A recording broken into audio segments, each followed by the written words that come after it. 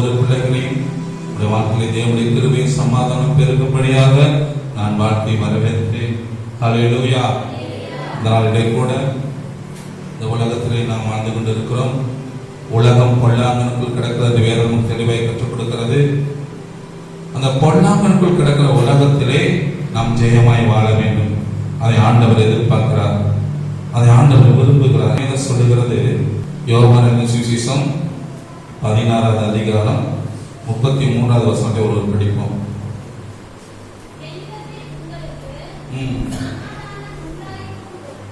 என்னிடத்தில் உங்களுக்கு சமாதானம் உண்டாயிருக்கும் பொருட்டு இவைகளை உங்களுக்கு சொன்னேன். உலகத்தில் உங்களுக்கு உபத்திரவம் உண்டு, ஆனாலும் திறன் கொள்ளுங்கள், நான் இந்த உலகத்தை ஜெயித்தேன். ஆண்டவர் சொல்றார் அழகா. அதே யோவான் 14 சொல்லப்பட்டிருக்கிறது, உங்கள் இருதயம் கலங்காதிருப்பதாக என்று ஆண்டவர் சொல்லியிருக்கிறார். என்ன சொல்றாரு? உலகத்திலே உங்களுக்கு உபத்திரவம் உண்டு, ஆனாலும் திடன் கொள்ளுங்கள், உலகத்தை நான் ஜெயித்தேன். இந்த உலகத்தை நான் ஜெயிச்சிருக்கிறேன்.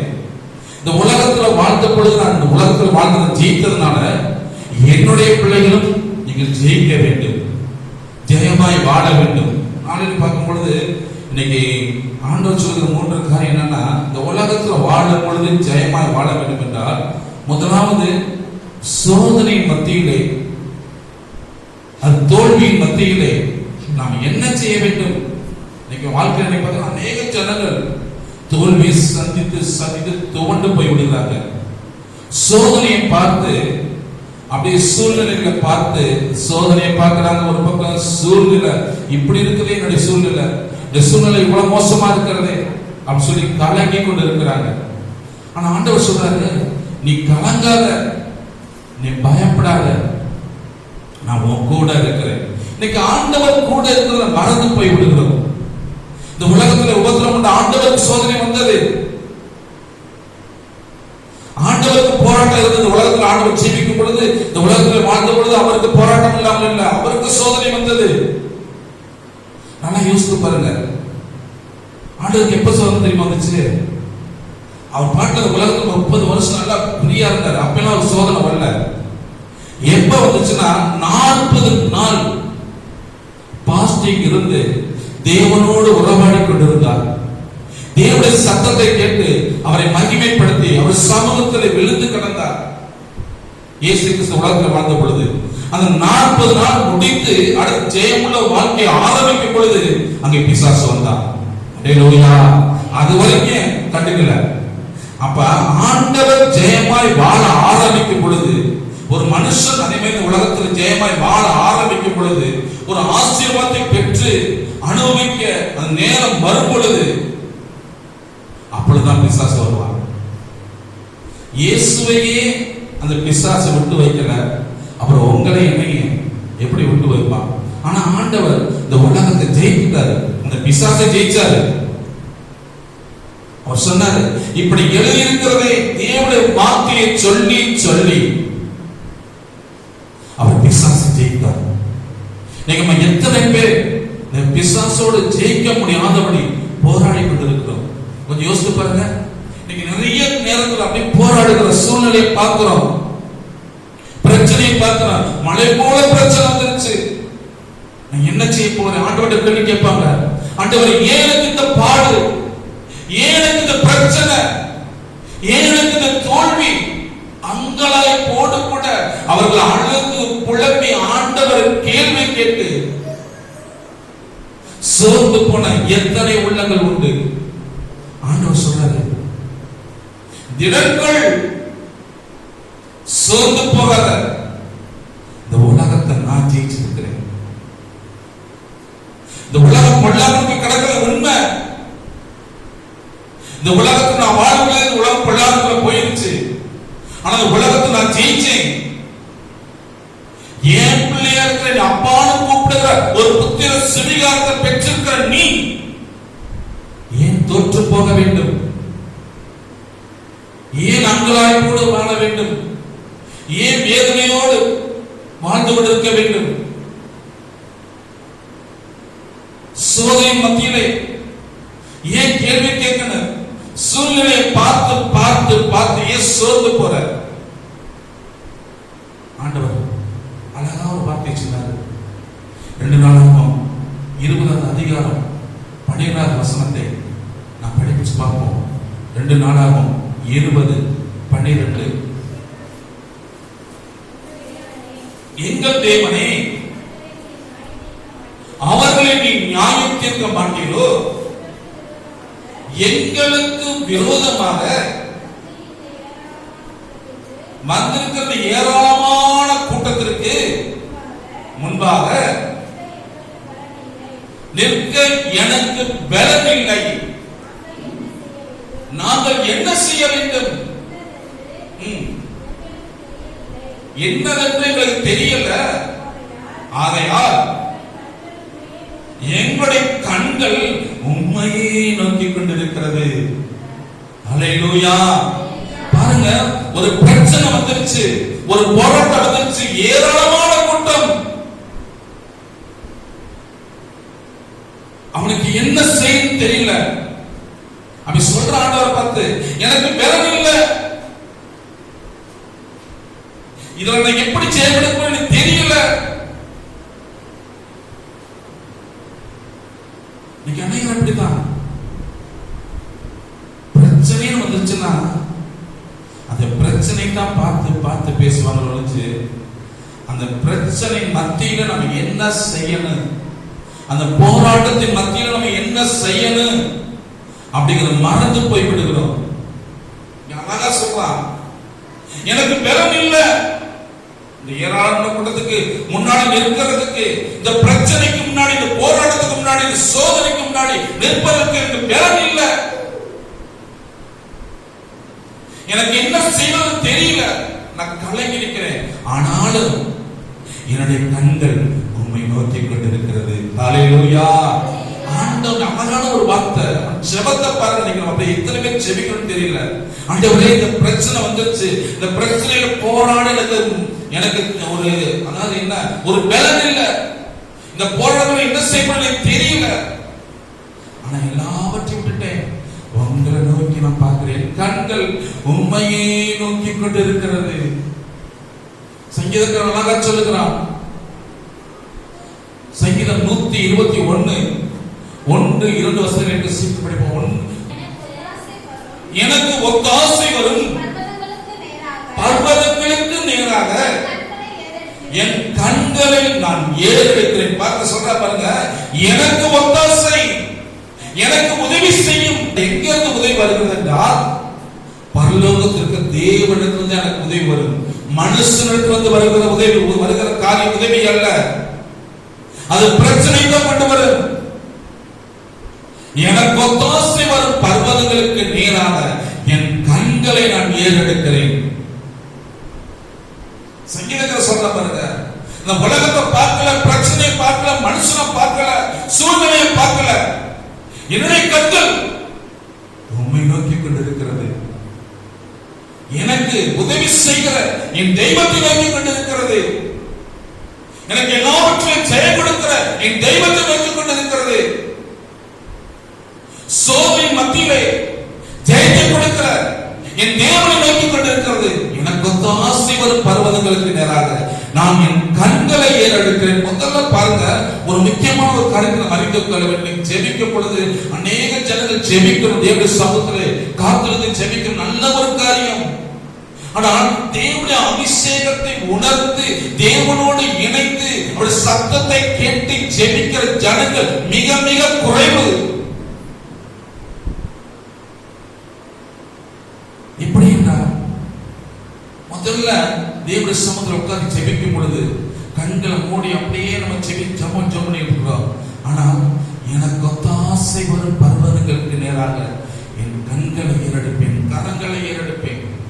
2 கரங்களை உயர்த்தி உண்மையா நீங்க நினைச்சு பாருங்க, செஞ்சு பாருங்க. வீட்டுல உட்கார்ந்து தனிமையா ஜெபிக்கும் பொழுது தேவனுடைய சமூகம் பாவங்களை அறிக்கை பண்ணிவிட்டு நல்லா கர்த்தரை துதிச்சுட்டு நல்லா கர்த்தரை பாடி புகழ்ந்துட்டு 2 கரங்களை வானத்துக்கு நேரா உயர்த்தி உன் கண்கள் நேர வானத்துக்கு நேரா பார்த்து அப்படியே ஆண்டவர் நோக்கி பார்த்து அப்படியே உள்ளத்தின் ஆழத்திலிருந்து ஆண்டவரே உமக்கு நன்றி சொல்லி பாரு.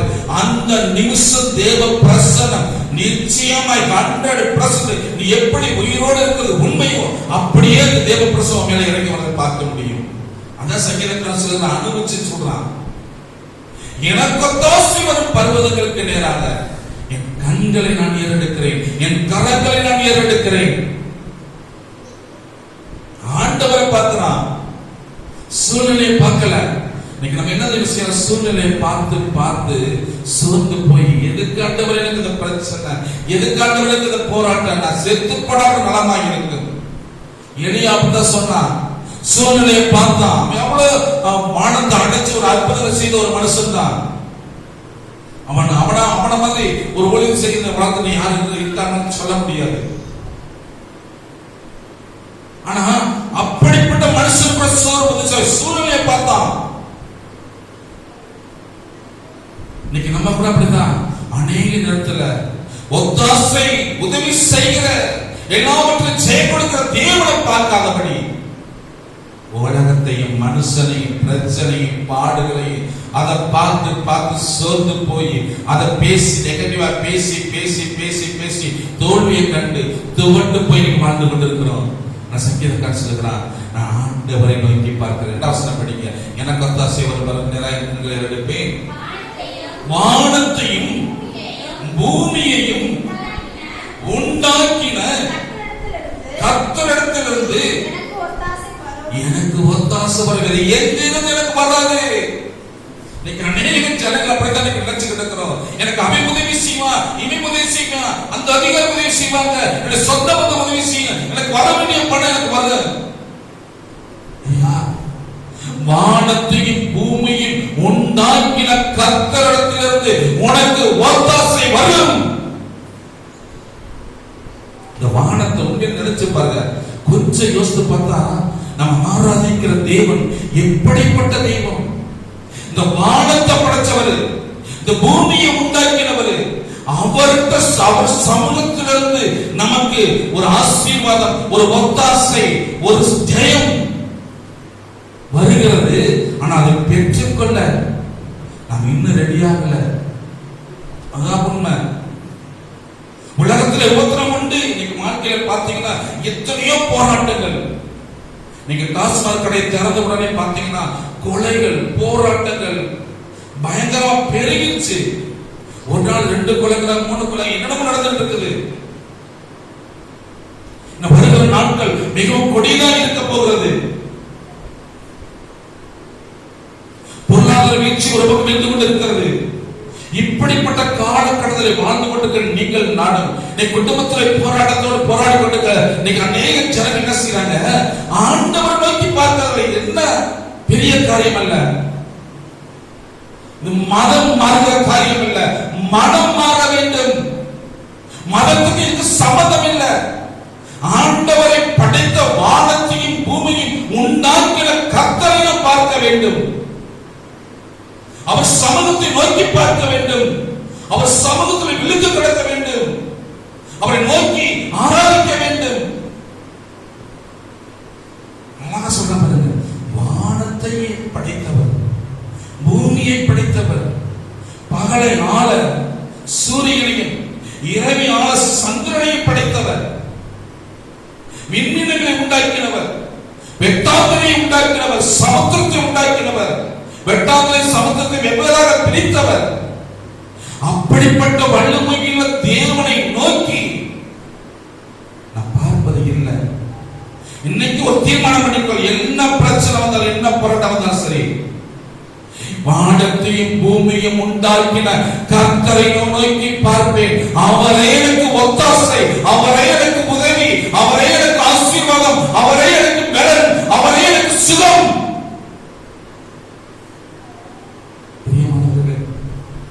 சங்கீதங்கள் அழகா சொல்லுகிறான்.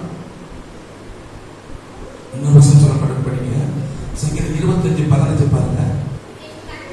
என் கண்கள் எப்போதும் கர்த்தரை நோக்கி கொண்டிருக்கிறது. அவரே அவரே கால்களை கொள்வார். சங்கீதக்காரன் பாருங்க, அவன் தேவனை ரசித்து ருசித்தவன் தான். அதனாலதான் ஆடு மேய்ச்சிக்கிற மனுஷனை ஆண்டவர் அரசனா மாத்தினாரு. ஆனா மேல சொல்லுகிறது கர்த்தர் நல்லவர் என்பதை நீங்கள் ருசித்து பாருங்கள். சொல்லுவாங்க, எப்போதும் எல்லா நேரமும் எல்லா இடத்திலையும் என்னுடைய கண்கள் உண்மையே நோக்கி கொண்டிருக்கிறது. என் கால்கள் என் வலைகளுக்கு, பிசாசு போடுகிற தந்திரமான காரியங்களுக்கு சிக்காதபடி விலக்கி காக்கிறவர். அல்லேலூயா. ஆண்டவருடைய வல்லமை பெரிய வல்லமைங்க. இன்னைக்கு ஆண்டவர் சொல்லுகிற காரியம் என்னன்னா, போராட்டம் இருக்குது, உபத்திரவம் உண்டு. நீ செய்ய வேண்டிய முதல் காரியம் சொல்ற பாருங்க, ஏராளமான இடத்துல எதிராக அவங்களுக்கு முன்னாடி நீ என்ன செய்யணும் தெரியல, அவங்களுக்கு முன்னாடி நிக்கிறதுக்கு பலம் இல்ல. ஆனா என்னுடைய கண்கள் உண்மை நோக்கி கொண்டிருக்கிறது. இங்க சொல்ற பாருங்க, சங்கீதக்காரர் சொல்கிறார், எனக்கு ஒத்தாசை வரும் பர்வதங்களுக்கு நேராக என் கண்களை ஏறெடுக்கும். முதல்ல பிரச்சனை மத்தியில போராட்டத்திற்கு நீ முதல்ல செய்ய வேண்டிய காரியம், உன் கண்களை வானத்துக்கு நேராக, உன்னை படைத்த தெய்வத்துக்கு நேராக, வானத்தையும் பூமியும் உண்டாக்கிற தெய்வத்துக்கு நேராக உன் கண்களை நீ ஏறெடுக்க வேண்டும். உன் கரங்களை நோக்கி கரங்களை அசைத்து அவரை பாடி துதிக்க கற்றுக்கொள்ள வேண்டும். முதல் காரியம் நீ போராட்டத்தில் செஞ்சு பாரு. அந்த போராட்டம் எல்லாம் என்ன ஆகும் தெரியாது, தவிடுபடியா மாறி போய்விடும். ஏதோ சொல்லுகிறது 1 கொரிந்தியர் 10:13 சொல்லப்பட்டிருக்கிறது, மனுஷனுக்கு நேரிடுகிற சோதனை அல்லாமல் உங்களுக்கு வேறு சோதனை நேரிடுவதில்லை. ஆனால் அந்த சோதனையின் போது அதை தாங்கிக் கொள்ளக்கூடிய ஒரு பலனை கொடுக்கிறவர், அதிலிருந்து தப்பி செல்வதற்கு வழியை உண்டாக்குகிறவர் வேற சொல்லுகிறது. அப்போஸ்தலன் பவுல் அழகா சொல்றார், மனுஷனுக்கு வர சோதனை உனக்கு வருது, வேறு சோதனை உனக்கு வரல. மனுஷனுக்கு நீ உலகத்தில் வாழ்ந்திருக்க ஒரு மனுஷனுக்கு என்ன சோதனை வருது, அந்த சோதனை உனக்கு வருது. ஆனா அதை ஆண்டவர் என்ன செய்யறாருன்னா, அவன் நோக்கி பார்க்கும் பொழுது அதை தாங்கிக் கொள்ளக்கூடிய ஒரு பலன், அதில் தப்பி செல்வதற்கான வழி ரெண்டு கடை செய்கிறார். சோதனையின் மத்தியில போராட்டத்தில் கர்த்தர் ஆண்டவரை நோக்கி நீ பார்க்கும் பொழுது உனக்கு 2 சம்பவம் நடக்கிறது. ஒண்ணு, அதை தாங்கிக் கொள்ளக்கூடிய பலனை கொடுக்கிறாரு. பலன் இல்ல அப்படின்னு சொல்லவே முடியாது. பலன் இல்லதான் நமக்கு இல்ல. ஒரே ஒரு காரியம் சொல்ல முடியும், நீ எப்போது ஆண்டவரை பார்த்து, ஆண்டவரை என்னால செய்ய முடியல, என்னுடைய சொந்த பலத்துல போராடி பார்க்க முடியல, என் சொந்த பணத்துல செலவழிச்சு பார்க்க முடியல, நான் என்னென்னமோ செஞ்சேன் ஆனா எல்லாத்துக்கும் முடியல, ஆனா இப்ப நான் உங்களை நம்பி வந்திருக்கிறேன், நீ மனசார சொல்லிப்பாரு. அந்த நிமிஷம் தேவனுடைய கரம் உனக்காக நீட்டப்படுவதை, உனக்காக யுத்தம் பண்ண போறதை நீ பார்க்க முடியும். எப்போது உன்னால முடியல, எனக்கு உதவி செய்ய ஆண்டவரை சொல்லி எப்போது நீ ஆண்டவரை பார்த்து நீ பேச ஆரம்பிக்கிறியோ, ஆண்டவரை பார்த்து எப்ப நீ கேட்க ஆரம்பிக்கிறியோ, அப்பதான் ஆண்டவரை கரம் உனக்காக யுத்தம் பண்ண ஆரம்பிக்கும். அப்பதான் தேவனுடைய கரம் உனக்காக யாவற்றையும் செய்து முடிக்க இறங்கி வரும்.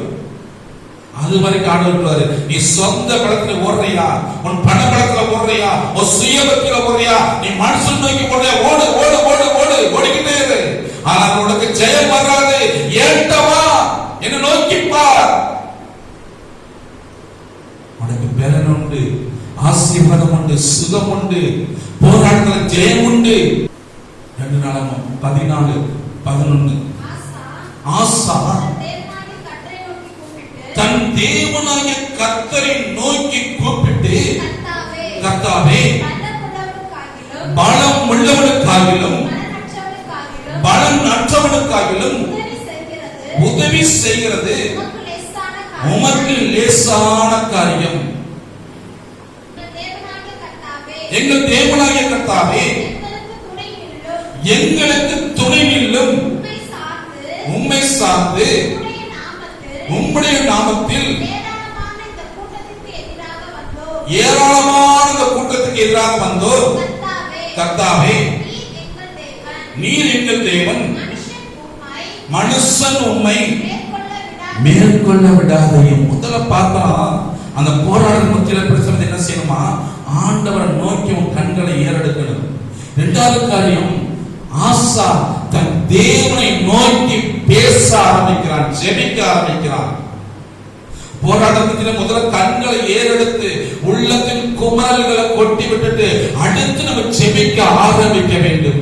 நம்ம சொல்ற பாருங்க, இந்த ஏராளமான குற்றத்திற்கு முன்பாக நிற்கிறதுக்கு எனக்கு ஒண்ணுமே இல்லை, பலம் உள்ளவனுக்காகிலும் பலம் அற்றவனுக்காகிலும் உதவிகள் செய்வது உமக்கு லேசான காரியம். ஆண்டவருக்கு ரொம்ப ரொம்ப லேசான காரியம். எது நீ முடியுமேன்னு சொல்றியோ, எது நீ நடக்காதுன்னு சொல்றியோ, அது ஆண்டவர் சொல்வாரு, இது முடியும், இது நடக்கும். அதான் தேவனுடைய வல்லமை. ஹல்லேலூயா. ஆண்டவருடைய வல்லமை பாருங்க. நீ நடக்கல, நடக்காது அப்படின்னு நெகட்டிவா சிந்திக்கும் பொழுது ஆண்டவர் சொல்றாரு, ஐயா நீ என்ன பாரு, எந்த சமுத்திரம் வா, நோக்கி பாரு, நோக்கி ஜெபம் பண்ணு. அந்த காரியத்தை எது நடக்காதுன்னு சொல்றியோ, எது முடியாதுன்னு சொல்றியோ, அது நடக்கும், அது முடியும். சொல்ல பாருங்க, பலம் உள்ளவனுக்காகிலும் பலன் அற்றவனுக்காகிலும் உதவிகள் செய்வது உமக்கு லேசான காரியம். இந்த ஏராளமான கூட்டத்துக்கு முன்பாக நான் நிற்க அன்றரை வந்திருக்கிறோம். ஆனா என்னுடைய கண்கள் நம்மை நோக்கி பார்த்து கொண்டு எங்களை கைவிடாத, எங்களுக்கு துணையாக அவன் சொல்லி ஜெபிக்கிறான். ஆண்டவர் சொல்றார், பலன் உள்ளவனுக்காக பலன் அற்றவனுக்காக உதவிகள் செய்வது உமக்கு லேசான காரியம்.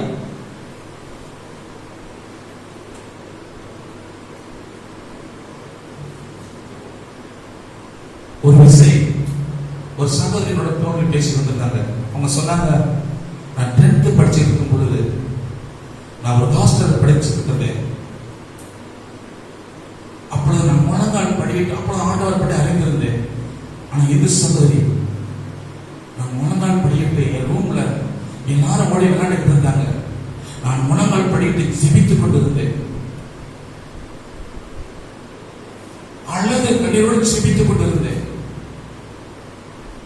ஜெபத்தை முடித்து விட்டு நான் தேவனை நோக்கி பார்த்து என் இதய குமரல்களை கொட்டிவிட்டு இந்த உலக ரட்சிப்புக்காக நான் ஜெபித்து விட்டு ஜெபத்தை முடித்து விட்டு நான் திரும்பி பார்த்த பொழுது அங்கே ஒரு காட்சியை கண்டேன். அதை பார்த்த பொழுது அப்படியே உள்ளமெல்லாம் சிரிக்க ஆரம்பித்து விட்டது. ஏனென்றால் அந்த சகோதரிக்கு பின்னாடி ஒரு 15-20 மாணவ பிள்ளைகள், வாலிப பிள்ளைகள் முழங்கால் படியிட்டு கண்ணீரோடு செபித்துக் கொண்டிருந்தார்களாம். என்ன ஒரு அற்புதம்!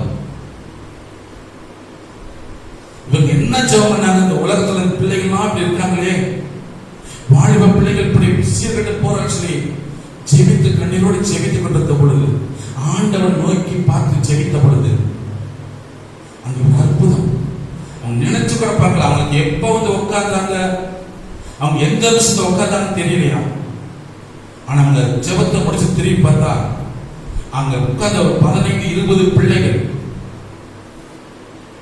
மாணவர்கள் கண்களில் கண்ணீர் தார தாரையாக வந்து கொண்டிருந்த ஒரு சம்பவம்.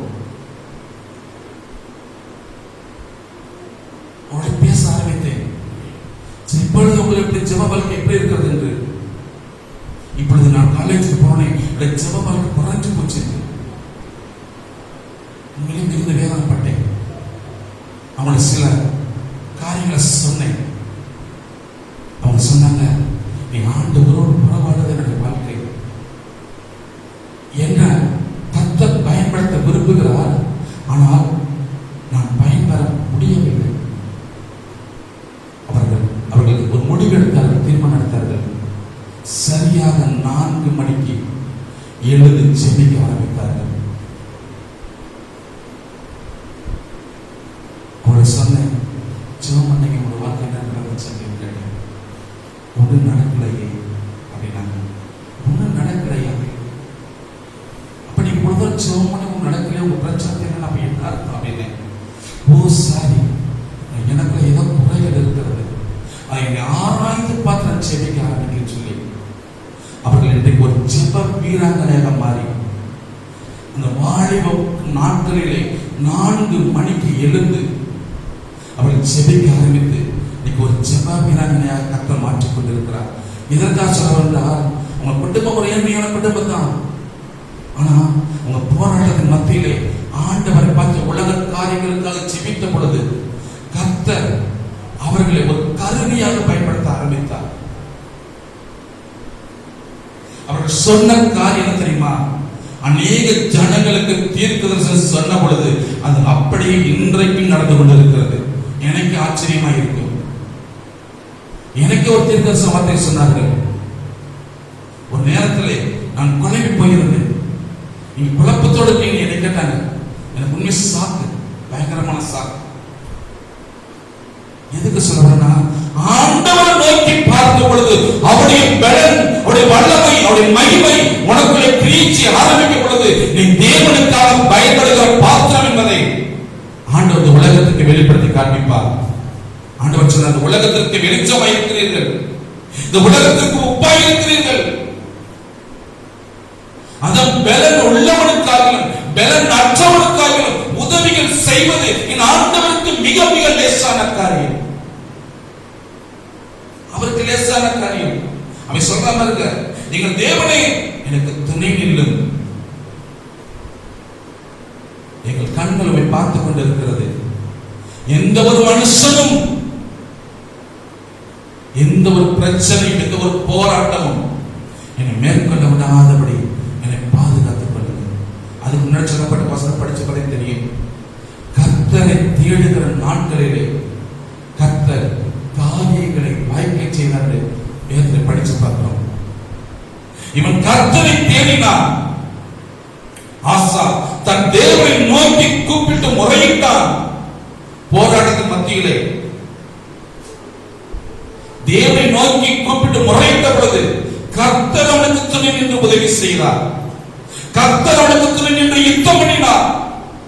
கர்த்தர் அவனுக்கு துணை நின்று ஜெயத்தை கொடுத்தார். கர்த்தர் அவனுக்கு துணை நின்று அவனை ஆசீர்வதித்தார். முதல்ல பிரச்சனை மத்தியில ஆண்டவர் நோக்கி பார்க்கணும். இரண்டாவது ஆண்டவர் நோக்கி ஜெபிக்கணும். மூன்றாவது சொல்லப்பட்டிருக்கிறது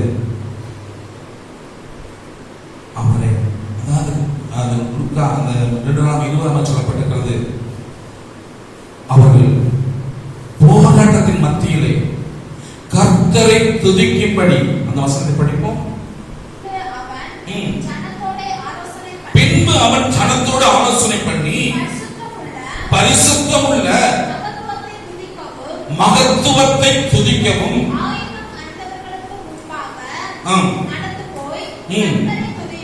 கர்த்தரை துதியுங்கள், அவர் கிருபை என்றும் உள்ளதென்று கர்த்தரை பாடவும் பாடகரை நிறுத்தினான். அடுத்த இன்னொரு காரியம் தெரியுமா?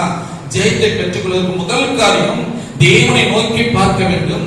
இரண்டாவது காரியம் தேவன் சமூகத்தில் ஜெபிக்க வேண்டும். மூன்றாவது காரியம் கர்த்தரை துதிக்க வேண்டும். பார்க்கும் பொழுது கர்த்தருடைய மகத்துவத்தை, பரிசுத்தமுள்ள மகத்துவத்தை பாடி துதிக்கும்படி பாடகர்களை அவன் ஏற்படுத்தினான். அல்லேலூயா. மூன்று காரியங்கள் இந்த உலகத்தில் வாழும் பொழுது நீ ஜெயமாய் வாழ வேண்டும். மூன்று காரியங்கள். முதல்ல உன்னை படைத்த ஆண்டவரை நோக்கி பார்த்து உனக்கு எல்லா குறைகளையும் சரி செய்ய வேண்டும். இரண்டாவது ஒரு காரியம் அவர் சமூகத்தில் ஜெபிக்க வேண்டும். மூன்றாவது காரியம் கர்த்தரை துதிக்க வேண்டும். அப்படி தொடர்ந்து படிக்க அவர்கள் பாடி கர்த்தரை துதி செய்ய தொடங்கிய போது யூதாவுக்கு விரோதமாய் வந்து பதிவிருந்த அம்மோன் புத்திரரையும் மோவாபியரையும் சேயீர் மலை தேசத்தாரையும் ஒருவருக்கு விரோதமாய் ஒருவரை கர்த்தர் எழும்ப பண்ணினால் அவர்கள் வெட்டுண்டு விழுந்தார்கள். என்ன சொல்லுகிறது? கர்த்தரை பாடி துதித்த பொழுது அந்த ஏராளமான கூட்டத்துக்கு முன்னாடி எனக்கு என்ன செய்யறதில்லை, எனக்கு பலன் சொல்லி போல அங்கலாய்த்தானே. அவன் என்ன செஞ்சு ஆண்டவர் நோக்கி பார்த்துட்டு கர்த்தரை பாடி துதிக்கும்படி. அது எப்படி தெரியும் கர்த்தரை பாடி துதிச்சாங்க? கர்த்தர் நல்லவர், அவர் கிருபை என்றும் உள்ளது என்று. கர்த்தர் வேற ஒண்ணும் இல்லைங்க. கர்த்தர் நல்லவர், அவர் கிருபை என்றும் உள்ளது என்று பாடி துதித்த பொழுது அங்கு எதிரிகள் தங்களுக்குள்ளே மாறி மாறி வெட்டுண்டு வீழ்ந்தார்கள். எளிதான் ஜெயம் வந்தது. வேதம் சொல்லுகிறது, அவர் ஆண்டவர் வசனம் படிப்போம். 1 சாமுவேல் 17வது அதிகாரம் 47வது வசனம் சீக்கிரம் படிங்க. 1 சாமுவேல் 17:47. கர்த்தர் பட்டயத்தினாலும் ஈட்டியினாலும் ரட்சிக்கிறவர் அல்ல என்று இந்த ஜனக்கூட்டம் எல்லாம் அறிந்து கொள்ள. ஆண்டவர் ஈட்டி எடுத்து பட்டை எடுத்து யுத்தம் பண்ணி உனக்கு ஜெயத்தை கொண்டு வரப்போவது இல்லை. அவர் ஈட்டியை ஒடிக்கிறார், வில்லை முதிக்கிறார். ஈட்டியை கொண்டு பட்டயத்தை கொண்டு உனக்காக யுத்தம் பண்ணி அவர் ஜெயத்தை கொடுக்கிறவர் அல்ல. அவர்கள் கர்த்தரை பாடி துதி செய்த பொழுது அவர்களை வெட்டுண்டு விழுந்தார்கள். ஜெயம் உனக்கு வந்தது. கர்த்தர் துணை நின்று யுத்தம் பண்ணினார். அல்லேலூயா. இன்றைக்கு 3 காரியம் சொல்லுகிறாரு. 3 காரியம் தான். நீ ஒரு பிரச்சனை மத்திய உலகத்தில் ஜெயம் அளிக்கும். உலகத்தில் போராட்டம் உண்டு, பிரச்சனை உண்டு, உபத்திரம் உண்டு, வேதனை உண்டு, சாபங்கள் உண்டு, வியாதி உண்டு, தரித்திரம் உண்டு, எத்தனையோ பிரச்சனை உண்டு. அந்த பிரச்சனை மத்தியிலே நீ ஜெயமாய் வாழ வேண்டும் என்றால் நீ புலம்பாதபடி, சூழ்நிலை பார்க்காதபடி, மனுஷனை பார்க்காதபடி, உன்னை உண்டாக்கின வானத்தையும் பூமியும் உண்டாக்கின கர்த்தரை நோக்கி பார்த்து உன் மன குமரலை சொல்லி உன்னை சரிப்படுத்தி தேவனை நோக்கி கூப்பிட்டு ஜெபித்து 3வது காரியம், எனக்கு ஜெயம் கொடுத்ததற்காய் ஸ்தோத்திரம் என்று சொல்லி அவரை பாடி துதிச்சு பாரு. உன்னுடைய வாழ்க்கையில் ஜெயம் தானாய் வரும். பிரியமானவர்களே, ஆண்டவர் சொல்லுகிற காரியம், இன்னைக்கு இந்த உலகம் பொல்லாங்கனுக்கு கிடக்கிறது. வெளிப்படுத்தின விசேஷம் 2 சொல்லப்பட்டிருக்கிறது. சீக்கிரம் படிங்க. வெளிப்படுத்தின விசேஷம் 12. ஆகையால் பரலோகங்களே, அவைகளில் வாசமாய் இருக்கிறவர்களே களி கூறுங்கள். நல்ல கவனிக்கலுங்க. பூமியிலும் சமுத்திரத்திலும் குடியிருக்கிறவர்களே உங்களுக்கு ஐயோ, பிசாசானவன்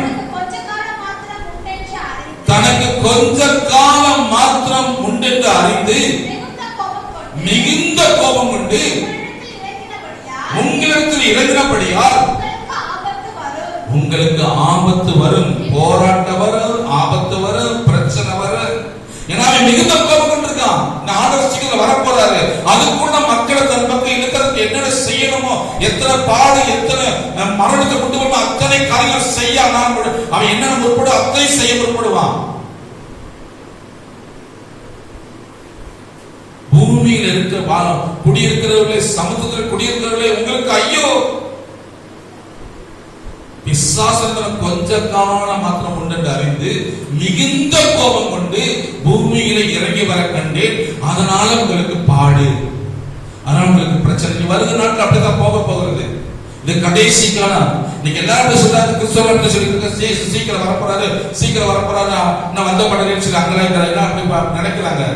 ஆனா எல்லாரும் மனம் திரும்ப வேண்டும் என்று என் ஆண்டவர் நீடிய பொறுமையோடு காத்துக் கொண்டிருக்கார் என்பதை என் ஜனங்கள் மறந்து போய்விட்டார்கள்.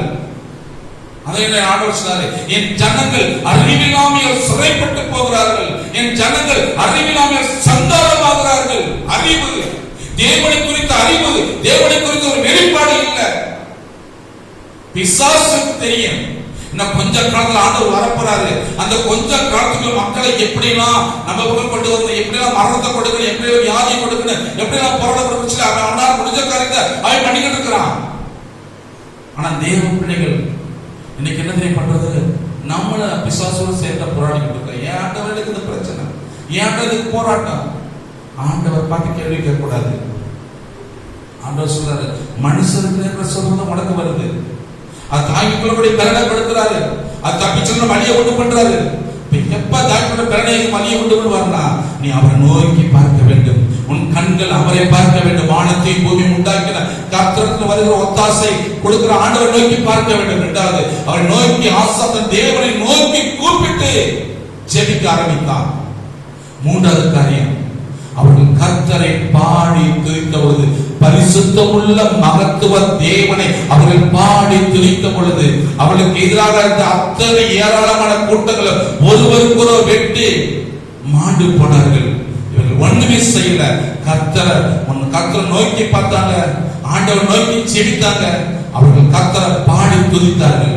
3 காரியம் செய்தார்கள். அவருடைய வாழ்க்கையில அற்புதம், அவருடைய வாழ்க்கையில அதிசயம், அவருடைய வாழ்க்கையில போராடுறதுக்கு ஒரு முற்றுப்புள்ளி. இந்த ஏராளமான கூட்டத்திற்கு எனக்கு பலனில்லை. தத்தளித்தவருடைய வாழ்க்கையிலே ஒரு புதிய ஜெயம் வந்தது. ஆனா சொல்றாரு பாருங்க, இந்த போராட்டத்தை மேற்கொள்ள எனக்கு பலன் இல்லை, எனக்கு தகுதி இல்லை, என்ன செய்ய போறேன்னு எனக்கு தெரியல, அப்படி புலம்புறா. ஆனாலும் கண்கள் நம்மை நோக்கி கொண்டிருக்கிறது. ஐயா ஆசா சொல்றான், இந்த ஏராளமான கூட்டம் வந்துருச்சு, நான் என்ன செய்யப்படும் தெரியல. ஆண்டவரே, வெள்ளமல்லவனுக்காக சொன்ன உதவி செய்து மக்கள் லேசான காரியம், எங்களுக்கு நீ துணை நில்லும். எந்த ஒரு மனுஷங்களை மேற்கொள்ளப்படாதபடி, எந்த ஒரு போராட்டம், எந்த ஒரு சத்துருக்களை மேற்கொள்ளப்படாதபடி என்னை பாதுகாத்துக் கொள்ளும். மூன்றாவது காரியம், அவர்கள் பரிசுத்தம் உள்ள மகத்துவ தேவனை துதிக்க ஆரம்பித்த உடனே அற்புதம் நடந்தது. நம்ம கண்டு வருவோம். இன்னைக்கு நாம் செபிக்க போகிறோம். ஆண்டவர் நோக்கி பாருங்க. அவர் நோக்கி பார்த்த முதல் ஒருபோது வெட்கப்பட்டு போனதில்லை. எப்போதும் அவர் செவி கொடுக்கிற தேவன். அவர் இயேசு கிறிஸ்து உலகத்தில் வாழ்ந்த பொழுது 30 வருஷம் பிசாசு அவர் சோதனை கொண்டு வந்திருக்கலாம். ஆனால் பைபிள் எழுதப்படல. ஆனா 40 நாள் பாஸ்டிங் இருந்து அடுத்து உலகத்தை கலக்க போகிறவர் என்று அறிந்தவுடனே பிசாசு அவருக்கு சோதனை கொண்டு வந்தார். அது வரைக்கும் ஆண்டவர் இந்த உலகத்தில் எப்படி கலக்க போற, எப்படி ஆசீர்வாதம் பெற்றுக் கொள்ள போற அப்படின்னு அந்த ஒரு நேரம் வரும். அந்த நேரம் வரும் பொழுது பிசாசோடு எதிராக நிற்பான். அது வரைக்கும் விட்டுருவான். நீ ஆசீர்வாதம் எந்த காரியத்துக்காக பாடுபட்டு கலங்கி கொண்டு வேதனையோடு இருக்கிறையோ அந்த காரியத்தில் ஜெயம் வரும் பொழுது உனக்கு பிசாசு வந்து நிற்பான் முன்னாடி. ஜெயத்தை பெற்றுக்கொள்ள போறியா பாரு, உனக்கு என்ன செய்ய கிடைச்சது. அப்பதான் இன்னும் பெரிய பிரச்சனை கொண்டு வருவான்.